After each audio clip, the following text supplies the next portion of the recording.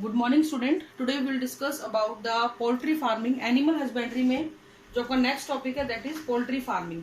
तो basically poultry farming में हम लोग क्या करते हैं, रियरिंग ऑफ बर्ड्स। हम लोग बर्ड्स को रियर करते हैं और वो बर्ड्स किस हिसाब के होते हैं बेटा, विच आर डोमेस्टिकेटेड फाउल होते हैं। बर्ड्स और domesticated fowl, duck, geese, turkey, chickens etcetera. ठीक है, तो अगर आप किसी भी बर्ड्स को पालते हो किन पर्पसेस के लिए, for their meet and for their eggs, तो उसको हम क्या बोलते हैं बेटा, पोल्ट्री फार्मिंग बोलते हैं। अपने यहाँ पे पोल्ट्री फार्मिंग का मतलब एक से ही लगाया जाता है कि मुर्गी पालन कर लिया, मुर्गियां पाल ली, पोल्ट्री फार्मिंग होगी।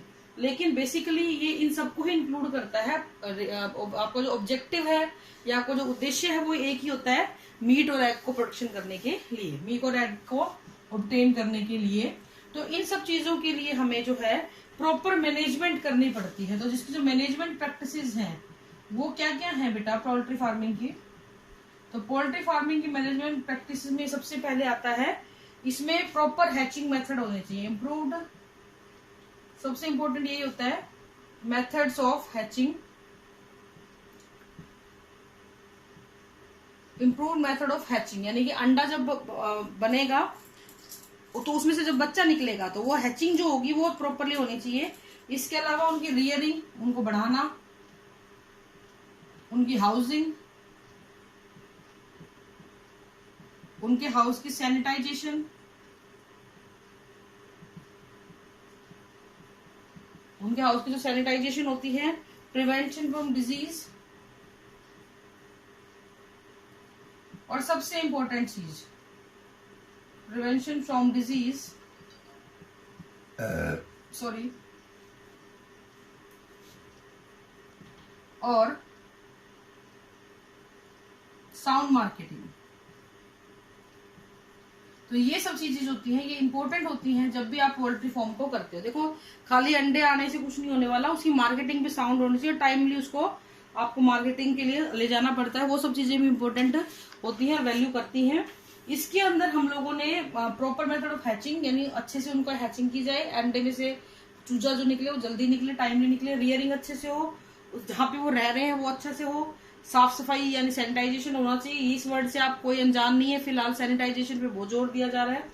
प्रिवेंशन फ्रॉम डिजीज, उनको डिजीज नहीं होनी चाहिए, क्योंकि एक चीज ध्यान रखना, मुर्गियों में अगर डिजीज हो गई, एक में होगी तो सब में फैल जाती है। तो प्रिवेंशन फ्रॉम डिजीज और साउंड मार्केटिंग, यानी मार्केटिंग भी अच्छी होनी चाहिए, बाजार में आप अपने प्रोडक्ट को जो बेचते हो तो उसका भी अच्छा होना चाहिए। अब हमने बात करी कि हम इनको दो चीजों के लिए पालते हैं, मीट के लिए और एग के लिए। तो इस हिसाब से हमने इनको दो नाम दिए हैं। अगर हम किसी भी फाउल को या मुर्गे को उसके मीट के लिए पालते हैं तो उसको हम बोलते हैं बेटा ब्रॉयलर। क्या बोलेंगे, ब्रॉयलर। और अगर हम एग के लिए पालते हैं then we call them as layers. तो ले मतलब अंडे देना, बोलते ना हैन लेज द एग्स, तो उन्होंने अंडे दिए, तो लेयर अंडे देने के लिए और ब्रॉयलर मीट देने के लिए। ठीक है, अगर हम पोल्ट्री ब्रीड्स की बात करें, कौन कौन सी ब्रीड मिलती हैं, तो हमारे पास दो तरीके की ब्रीड होती हैं।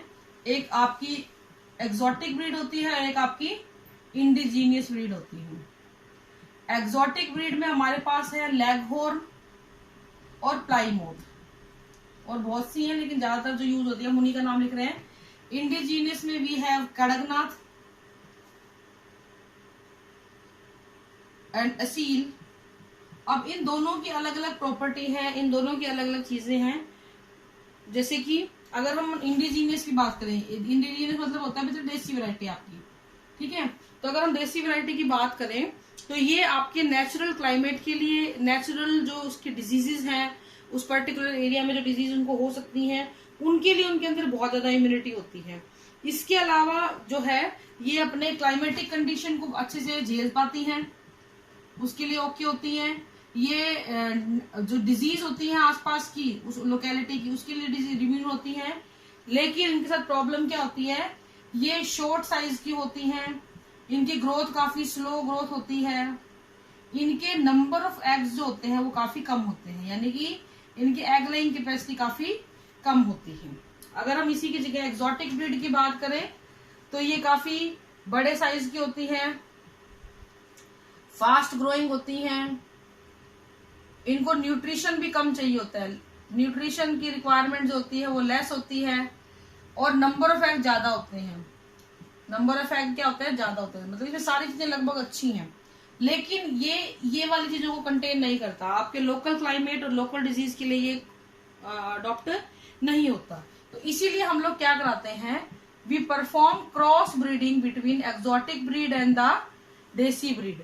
हमारी जो एक्सोटिक ब्रीड होती है या विदेशी जो नस्ल है उसकी और उन दोनों के बीच में हम लोग क्रॉस करा देते हैं, सो दैट दोनों की क्रॉसिंग से जो एक नई हाइब्रिड आएगा वो क्या होगा, ज्यादा मजबूत होगा, ज्यादा अच्छे ट्रेड्स को वो कैरी करेगा, ताकि आपको अच्छे रिजल्ट मिल सके।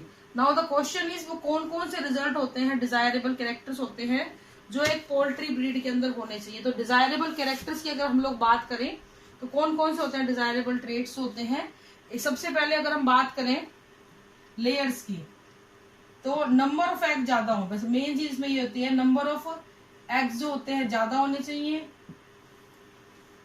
ठीक है। ब्रॉयलर जो होता है वो कम खाए और ज्यादा प्रोडक्ट दे। ब्रॉयलर के साथ क्या होना चाहिए, लेस फीड करे, कम खाए और गिव मोर, और ज्यादा गिव मोर फ्लैश, ज्यादा मीट को प्रोडक्शन वो करता है। दूसरा, आसपास की जो अडेप्टिव नेचर का होना चाहिए। देखो सीधी सी बात है, अडेप्टिव बिहेवियर में सब कुछ आ जाता है, यानी कि आसपास की जो कंडीशंस हैं, एनवायरमेंटल कंडीशन है, लाइक गर्मी ज्यादा है या विंटर्स में सर्दी ज्यादा है, ठीक है ना। तो हॉट और cold climatic condition, hot and cold, इन दोनों क्लाइमेटिक कंडीशंस के लिए वो अपने आप को क्या कर सके, रेसिस्ट कर सके, यानी कम टेम्परेचर पे भी सर्वाइव कर सके, ज्यादा टेम्परेचर पे भी सर्वाइव कर सके। और दूसरी चीज होती है खर्चा कम कराए, एक्सपेंडिचर कम होना चाहिए उनके ऊपर। बहुत ज्यादा खर्चा करके अगर उनको पाला तो कोई फायदा नहीं होता है, तो उसकी मेंटेनेंस में जो खर्चा आता है वो कम होना चाहिए। दूसरा, उनके जो एग लेइंग बर्ड होते हैं वो छोटे साइज के होने चाहिए और उनको ज्यादा से ज्यादा फाइबरस फ्रूट वगैरह दे सके, ठीक है। अब हम बात करते हैं इन सभी की केयर कैसे करी जाए। केयर का मतलब क्या है, खान पान कैसा दिया जाए। मेन केयर में यही आता है बेटा कि उनको खान पान क्या दिया जाए, ठीक है। तो जो आपके लेयर्स होते हैं उनको एग वालों के कंपैरिजन में बहुत ज्यादा ध्यान रखना पड़ता है लेयर्स का। तो layers need more attention, layers need more attention, उनको ज्यादा अटेंशन की आवश्यकता होती है as compare to broiler, as compare to broilers, ठीक है। यहाँ पे एक चीज ध्यान रखना, जब भी आप खाना दोगे, अपने कल्चर में क्या होता है, बच्चे को अगर ग्रोथ करवानी है भर भर खाना खिलाओ, भर भर खाना खिलाओ, मोटा हो जाएगा, लेकिन ये गलत है। कैलकुलेटेड और फॉर्मुलेटेड फूड होना चाहिए, यानी कि खाना खिलाओ, अच्छे से अच्छा खिलाओ, लेकिन कैलकुलेटेड वे में खिलाओ और अच्छा उसका फॉर्मुलेशन होना चाहिए। कैलकुलेटेड वे में बर्गर खिला दे तो उसको कोई फायदा नहीं है। अच्छा कम खिलाओ लेकिन अच्छा खिलाओ, कहने का मतलब ये है, यानी कि प्रोटीन, कार्ब्स, फैट, कार्ब मतलब कार्बोहाइड्रेट, विटामिन और मिनरल्स, ये सारी चीजें आपकी डाइट में होनी बहुत ही जरूरी होती हैं।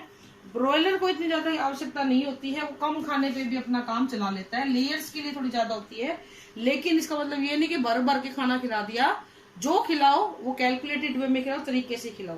तो अच्छी मैनेजमेंट प्रैक्टिस अगर आप पोल्ट्री बर्ड के साथ रखते हो तो आपको अच्छा रिजल्ट मिलता है।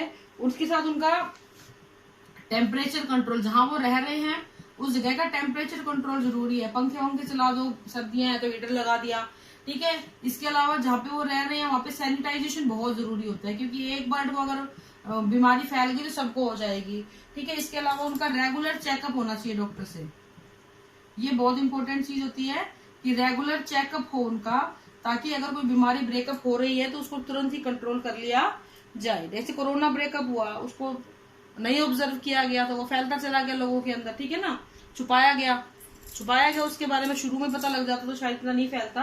तो ये सारी चीजें इम्पोर्टेंट होती हैं। एक चीज हमेशा ध्यान रखना, प्रॉपर हाउसिंग एक वर्ड आता है, वो बहुत इंपॉर्टेंट है यहाँ पे।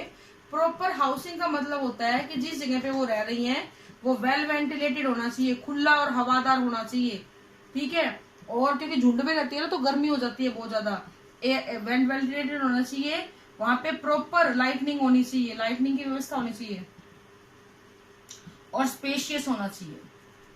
ये सबसे इंपॉर्टेंट चीज होती है किसी भी जगह के लिए, ठीक है।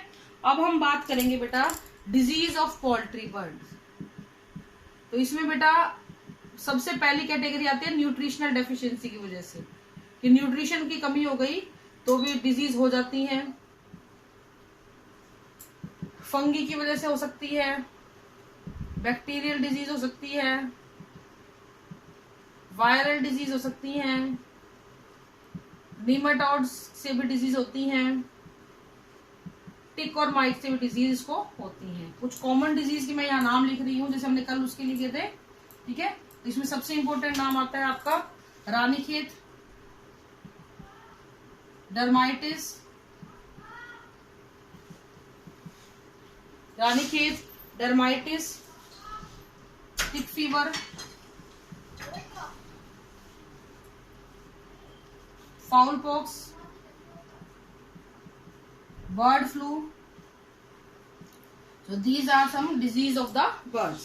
Now we will discuss about the preventive measures. इसमें हम लोग क्या करेंगे कि डिजीज फ्री चिक को प्रॉपर सैनिटाइज कंडीशन दिए जाए, साफ सुथरी जगहों पे रखा जाए, प्रॉपरली उनको खाना दिया जाए और टाइम टाइम पे उनका वैक्सीनेशन करवाया जाए। तो ये कुछ चीजें होती हैं जिनके द्वारा आप बर्ड्स को बचा सकते हो, अच्छे से रख सकते हो, ठीक है बेटा।